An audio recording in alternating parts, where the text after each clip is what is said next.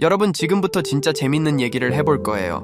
부동산 시장이라는 거 겉보기엔 참 복잡해 보이죠?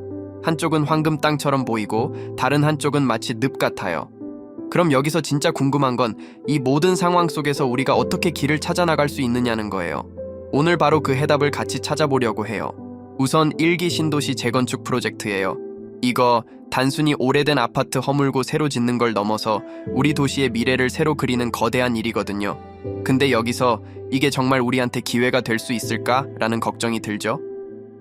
두 번째는 전국적으로 부동산 가격이 내려가고 있다는 거예요. 이건 많은 사람들한테 불안함을 주고 있어요. 근데 이 상황 속에서도 우리가 찾을 수 있는 기회가 과연 뭐가 있을까요? 이 두 가지 상황을 같이 봤을 때 어떤 사람들한테는 대박 기회로 다가올 수도 있고 어떤 사람들한테는 걱정거리가 될 수도 있어요. 그래서 오늘 우리가 어떻게 해야 이 복잡한 부동산 시장에서 길을 찾을 수 있을지 같이 얘기해 보려고 해요. 우리 목표는 그냥 현재 상황을 파악하는 걸 넘어서 앞으로 어떻게 나아갈지 방향을 잡는 거예요. 우리는 부동산 시장의 여러 요소들을 따져보면서 이게 우리의 결정과 미래 계획에 어떤 영향을 줄 수 있는지 살펴볼 거예요. 근데 여기서 끝나지 않아요. 우리 앞에 또 다른 문제가 있어요. 바로 이 모든 정보를 가지고 실제로 어떤 행동을 취해야 할지 결정하는 거예요. 부동산 시장은 늘 변하고 그 속에서 기회를 찾는 건 쉽지 않죠.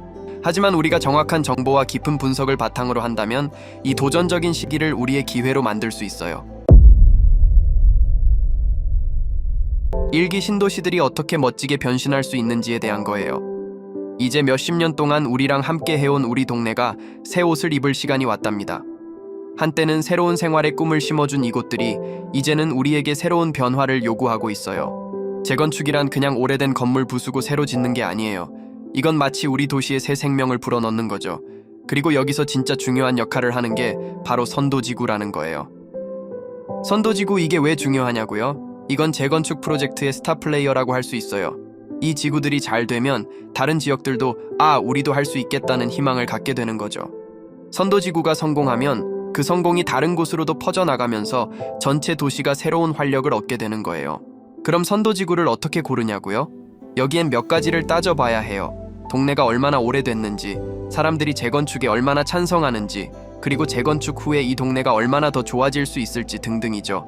이 모든 걸 고려해서 가장 재건축이 필요하고 성공 가능성이 높은 곳을 선도지구로 정하게 되는 거예요. 이 선도지구 선정이 그냥 그 지역만의 일이 아니에요. 이건 우리 도시 전체의 미래를 바꿀 수 있는 큰 결정입니다. 선도지구에서의 성공이 다른 곳에도 긍정적인 영향을 미치면서 우리 도시 전체가 새로운 모습으로 거듭날 수 있어요. 여러분, 1기 신도시 재건축과 선도지구의 중요성에 대해 얘기해봤는데요. 이게 우리 모두에게 정말 중요한 일이에요. 우리가 사는 도시의 미래를 바꿀 수 있는 기회니까요. 선도지구의 성공적인 재건축은 우리 동네뿐만 아니라 우리 모두의 삶을 더 좋게 만들 수 있어요. 그럼 이제 다음 이야기로 넘어가 볼까요? 부동산 시장이 하락하고 있는 지금 우리가 어떻게 대처해야 할지에 대한 전략을 같이 모색해 볼게요. 지금 부동산 시장이 좀 내려가고 있는 상황인데요. 이런 때 우리는 어떻게 대처해야 할까요?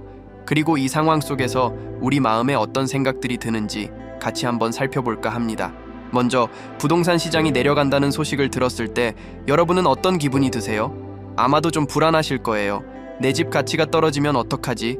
지금 집을 사도 될까? 아니면 팔아야 하나? 이런 생각들이 머릿속을 맴도는 거예요. 이건 정말 자연스러운 반응이에요. 우린 불확실한 상황이 오면 본능적으로 걱정하게 되니까요. 하지만 여기서 중요한 건 이런 불안감이 우리 판단을 흐리게 하지 않게 조심하는 거예요. 시장이 내려간다고 해서 꼭 나쁜 것만은 아니라는 걸 기억해야 해요. 사실 이런 상황이 오히려 새로운 기회를 찾을 수 있는 좋은 때일 수도 있답니다. 그럼 내려가는 시장에서 우리가 취할 수 있는 전략은 뭐가 있을까요? 첫 번째로 시장을 잘 관찰하면서 진짜 가치 있는 부동산을 찾아보는 거예요. 가격이 떨어졌다고 해서 모든 부동산이 나쁜 투자가 되는 건 아니거든요. 오히려 가격이 조정되면서 좋은 기회들을 발견할 수 있게 되죠. 두 번째로는 장기적으로 생각해 보는 거예요. 부동산 투자는 보통 단기간에 큰 수익을 내기 어려워요. 특히 시장이 내려가는 동안에는 더 그렇죠. 10년 뒤에 매도한다고 생각하시고 물건을 찾으세요. 세 번째로 심리적으로 흔들리지 않게 주의하는 거예요. 시장 분위기에 휩쓸리기 쉬운데 이럴 때일수록 차분하게 자기 투자 원칙을 지키는 게 중요해요. 매일같이 하락한다고 나오는 뉴스는 가볍게 보세요. 이전 말했듯이 10년 뒤 매도할 예정이니 그 시기의 가치를 생각을 해보세요. 부동산 시장이 내려가는 이 시기는 분명 도전적이지만 새로운 기회를 찾을 수 있는 시간이에요. 우리가 어떻게 대응하느냐에 따라 결과는 많이 달라질 수 있어요. 그러니 불안감에 휘말리지 말고 이 기회를 잘 활용해 보세요. 우리 모두에게 좋은 기회가 될 거예요. 지금까지 1기 신도시 재건축 얘기부터 부동산 시장이 왜 이렇게 요동치는지, 그 속에서 우리가 어떻게 기회를 잡을 수 있는지까지 다양한 이야기를 했죠. 이제 마지막으로 부동산 시장이 앞으로 어떻게 될지, 그리고 우리 투자자들이 어떤 마음가짐을 가져야 하는지 얘기해 볼게요. 첫 번째로, 부동산 시장이야말로 변화의 연속이라는 거 잊지 마세요. 가끔은 가격이 확 올라가서 마음이 들뜨기도 하고, 어떨 땐 갑자기 하락해서 마음이 철렁하기도 하죠. 이런 변화 속에서 우리가 해야 할 건 계속 새로운 기회를 찾으면서도 위험을 미리 예측하려고 노력하는 거예요. 그래서 부동산 시장을 바라볼 땐 항상 장기적인 안목을 가져야 해요. 단기적인 변동에 너무 휘둘리지 않는 거죠. 두 번째로, 부동산 시장의 변동성을 이해하고 대비하는 전략을 세워야 해요. 이건 마치 날씨 변화에 맞춰 옷을 준비하는 것처럼 시장의 변화에 맞춰 우리의 투자 전략도 조절해야 한다는 거예요. 그리고 만약 필요하다면 전문가의 조언을 구하는 것도 좋은 방법이에요. 세 번째, 부동산 투자는 그냥 돈 벌기 수단이 아니라 미래를 대비하는 방법이라는 걸 기억해야 해요. 그래서 투자할 때는 단기적인 이익뿐만 아니라 장기적인 안정성과 지속 가능성도 고려해야 하죠.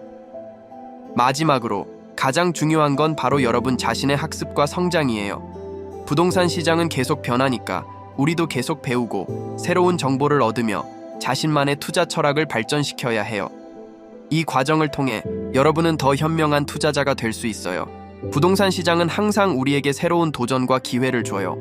이 시장에서 성공하려면 계속 배우고 신중하게 판단하며 꾸준히 노력해야 해요. 여러분이 이 모든 걸 갖추고 있다면 분명 부동산 시장에서 큰 성공을 거둘 수 있을 거예요.